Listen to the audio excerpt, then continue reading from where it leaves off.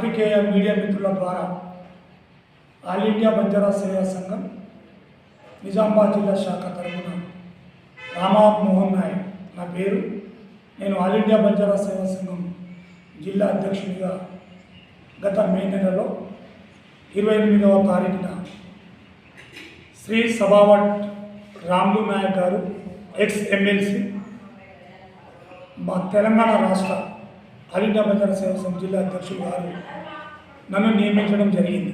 నాతో పాటు కేతావత్ పీర్ సింగ్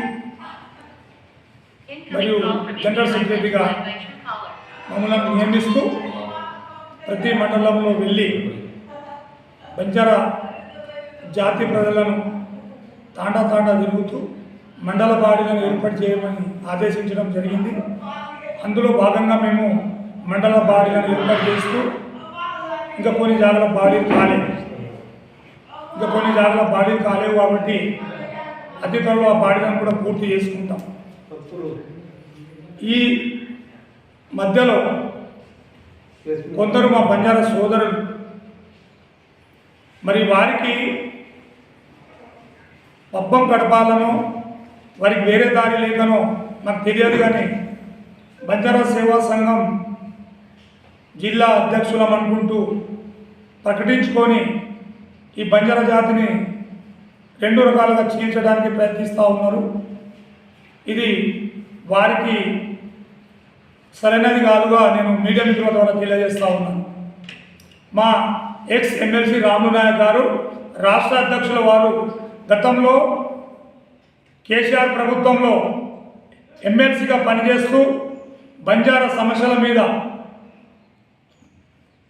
మన కౌన్సిల్లో మన బంజారా సమస్యల మీద చాలా వరకు మాట్లాడి కొన్ని విజయాలు కూడా సాధించడం జరిగింది.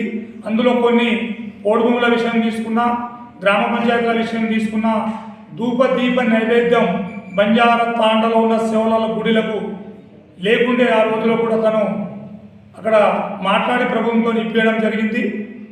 మరికొన్ని విషయాల్లో బంజారా జాతికి జరుగుతున్న అన్యాయాన్ని సహించలేక గత ప్రభుత్వాన్ని అడగడం ద్వారా తను ఆ గత ప్రభుత్వం ఒప్పుకోవడంతో ఎమ్మెల్సీకి కూడా రాజీనామా చేసి తను బయటికి వచ్చి ఎప్పుడు బంజారా జాతి శ్రేయస్సు కోరే వ్యక్తిగా ఈరోజు ముందుకు సాగుతూ ఉన్నారు.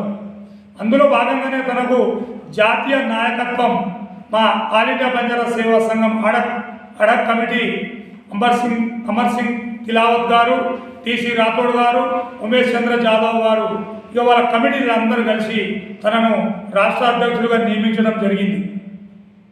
అదేవిధంగా ఈరోజు ఇవాళ మీడియా మిత్రుల ద్వారా మేము చూస్తూ ఉన్నాం, ఎక్కడ పడితే అక్కడ కొందరు వాళ్ళ ఆఫీసుల్లో పోయి చందాలు వసూలు చేసుకోవడానికో, కొందరిని భయపెట్టడానికో ఫ్లెక్స్లు పెట్టుకుంటూ ఆల్ ఇండియా బంజారా సేవా సంఘం మేమే అని చెప్పుకుంటూ ఉన్నారు.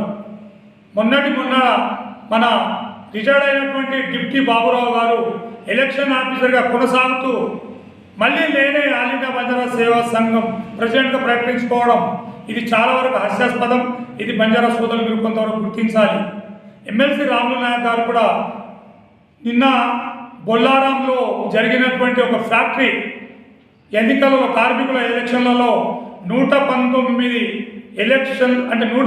ఓట్ల మెజార్టీతో గెలుపొంది తను ఎప్పుడు ప్రజల పక్షపాతి అని చెప్పకనే చెప్పుకున్నాడు.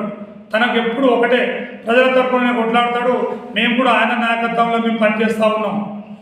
ఈ మళ్ళీ మొన్నటిదాకా రాజీనామా చేసి ఆల్ ఇండియా బంజారా సేవా సంఘంకు మాజీ అధ్యక్షుడైనటువంటి భూక్యా చంద్రు నాయక్ గారు మరి తనకు ఈ ఆల్ ఇండియా బంజారా సేవా సంఘంకు ఎవరు సేవ చేయొద్దనే ఉద్దేశమో లేక ఈ ఆల్ ఇండియా బంజారా సేవా సంఘము ఇలా కొందరికే రాసి ఇచ్చినట్టో మరి ఇలా జాగిర్ అనుకుంటారో ఏమో మాకు తెలవడం లేదు, కానీ మళ్ళా గౌరవ అధ్యక్షుడు వచ్చేసి రాములు నాయక్ మీద లేనిపోని చవాకులు పేలుతా ఉన్నాడు.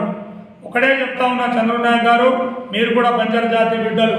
ఇప్పుడే మేము మన వాట్సాప్ గ్రూప్లో మీడియా ద్వారా ఇవ్వడం జరిగింది. సోషల్ మీడియా ద్వారా మేము ఉద్యమాలు చేసినాం, అది చేసినాం. ఉద్యమాలు నువ్వు చేసినవా లేదా ప్రజలు చెప్పాలి, నువ్వు కాదు చెప్పుకోవడం. నీ పనుల్లో ఒకటే, సమస్య ఆడ ఉంది అక్కడికి రావడం, ఫోటో దిగడం, వాట్సాప్లో పెట్టడం.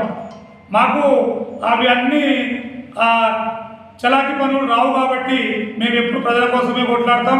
రాబోయే రోజుల్లో కూడా ప్రజలందరినీ చైతన్యవంతం పరుస్తూ మా యొక్క ఎక్స్ఎమ్మెల్సీ సవాడ్ రాములు గారి యొక్క నాయకత్వంలో ముందుకు వెళ్తామని సాధ్యమంత వరకు ఈ ప్రజలకు న్యాయం చేస్తామని మేము అనుకుంటా ఉన్నాం. మా లక్ష్యం ఆల్ ఇండియా బంజారా సేవా సంఘం ఏ ప్రభుత్వం ఉన్నా ఆ ప్రభుత్వంతో కొట్లాడి మాకు రావాల్సిన వాటా గురించి మేము అడగడమే మా పని. అదే పంతను కొనసాగిస్తూ ఉన్నాం.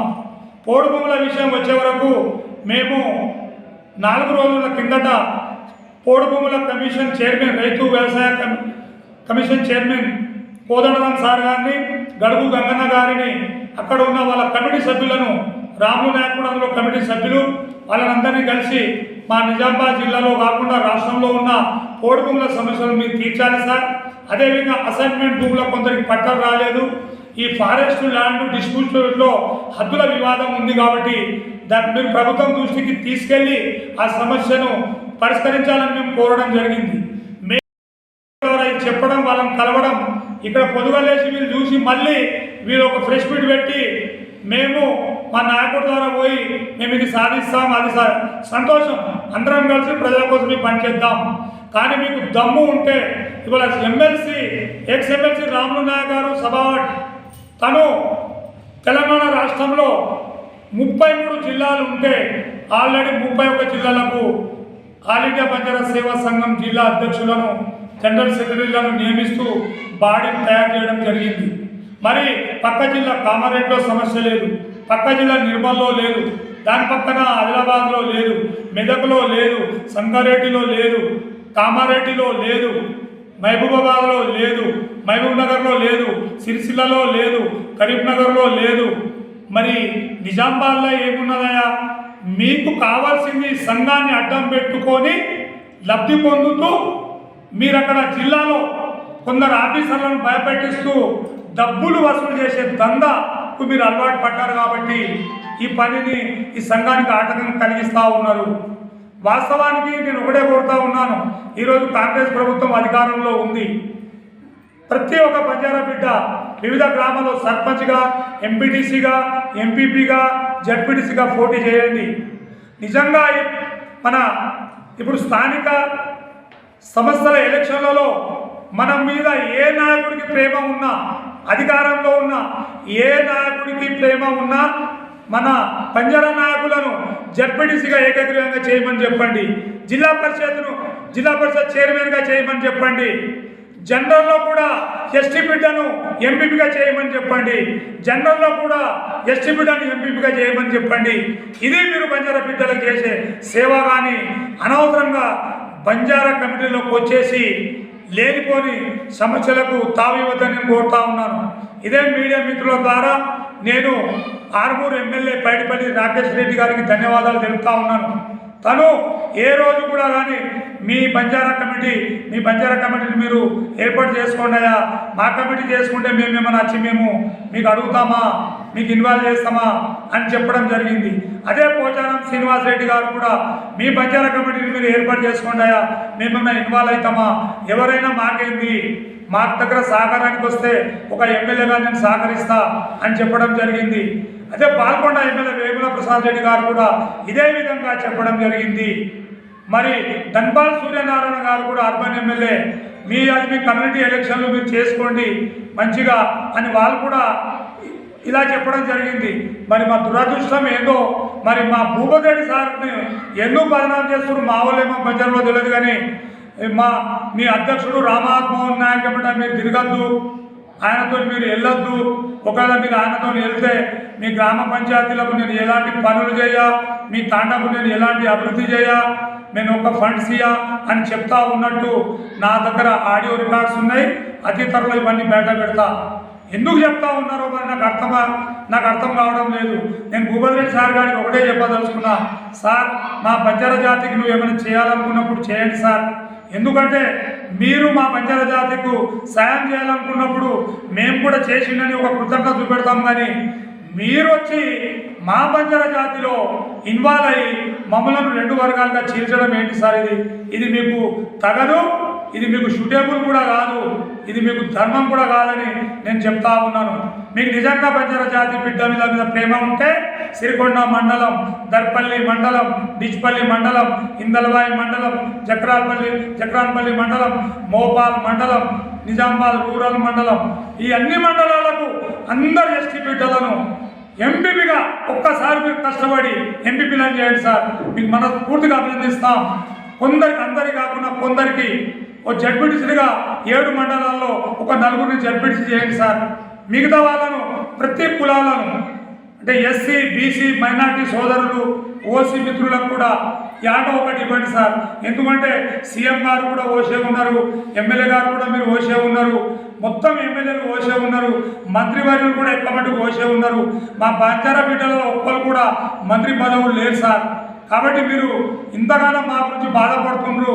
మీ ఎస్టీ వాళ్ళు చేయబట్టి నేను గెలిచిన అంటారు. కాబట్టి రూరల్ కాన్స్టిట్యూన్సీలో 7 మండలాల్లో మినిమం 5 మండలాలకు జడ్పీటీసీ ఎంపీపీలను ఎస్టీలను చేయాలని నేను మనస్ఫూర్తిగా మీడియా మిత్రులకు కోరుతా ఉన్నాను సార్. నేను ఒకటే చెప్తా ఉన్నాను, ఇక నుంచి ఎవరైనా ఎక్స్ ఎమ్మెల్సీ రాము నాయక్ గారు మా బంజారా సేవా సంఘం రాష్ట్ర అధ్యక్షుడిని ఏమైనా అంటే మాత్రం మేము ఊరుకునేదే లేదు. ఎందుకని ఆయన మన బంజారా జాతి కోసం అహర్నిశలు శ్రమిస్తున్న ఒక మహనీయుడు, చాలా గొప్ప వ్యక్తి. తనకు ఒక విజన్ ఉంది, తన ఒక బంజారా జాతికి ఒక ముందుకు తీసుకెళ్లాలనే లక్ష్యం ఉంది. కాబట్టి మీరు దయచేసి మళ్ళోసారి తన గురించి కానీ మాట్లాడితే మేము సహించబోమని మీడియా మిత్రుల ద్వారా తెలియజేస్తూ, రాబోయే రోజుల్లో ఖచ్చితంగా బంజారా జాతిని సంఘటితం చేస్తాం, అందరినీ అవగాహన కల్పిస్తాం. ఇంకో విషయం, ఇది లాస్ట్గా ఒకటే మిత్రులారా, మీకు కొందరికి బాధలు ఉంటాయి. అరే భయ్ మేము మోహన్తో వెళ్తే, రాములు నాయక్తో పోతే ఒకవేళ మాకు ఎంపీటీసీ టికెట్ ఇస్తాడో ఇయ్యడో, సర్పంచ్కు ఊళ్ళో సహకరిస్తాడో లేడో అనేది మీకు ఒక భ్రమ ఉండొచ్చు. కానీ ఒక్కడే గుర్తుపెట్టుకోండి, ఓట్లు వేయాల్సింది ప్రజలు. మీరు ప్రజలకు ఒకవేళ మేలు చేస్తే, ప్రజల కోసం కొట్లాడితే, మీకు ప్రజలను పూలలో పెట్టి కూర్చుండబెడతా ఉన్నారు. ఇవాళ చంద్రబాబు నాయుడు గారు వార్డు మెంబర్ గెలవలేరు, జడ్పీటీసీకి పోటీ చేసి అక్కడ మీ ఊళ్ళో ఓడిపోయి, మీ మండలంలో ఓడిపోయినావు, సర్పంచ్కు పోటీ చేసి నువ్వు ఓడిపోయినావు. కానీ మేము సర్పంచ్గా ఏకగ్రీవంగా గెలిచినాం, ఏఎంసీ డైరెక్టర్ చేసినాం, సర్పంచ్ ఫోరం ప్రెసిడెంట్ చేసినాం, సర్పంచ్ ఫోరం ఉపాధ్యక్షులు కూడా చేసినాం. ఇన్ని హోదాలు మాకు ఈ ప్రజలే ఇచ్చిర్రు. ఈ ప్రజల కోసం మేము ఎప్పుడు పోరాటం చేస్తాం. ఇప్పటికైనా మీరు ప్రజల మన్నలను పొందండి. రాబోయే రోజుల్లో ఈ రూరల్ కాన్స్టిట్యూన్సీ నుంచి ఒక బంజారా బిడ్డను ఎమ్మెల్యేగా గెలిపించడానికి మీరు ప్రయత్నం చేయండి. మనం యూనిట్గా ఉంటే మేము ఎక్కడ గెలవము అని కొందరు రాజకీయ నాయకులు కూట్ర పని మనల్ని చీలుస్తూ ఉన్నారు. ఖబర్దార్ చెప్తా ఉన్నాను, మీరు ఇక్కడ నుంచి అయినా బంజారా బిడ్డలను చీల్చడానికి ప్రయత్నం చేయడం మానుకోండి. జై సేవాలాల్, జై రామరావు బాపు, జై జగదంబ.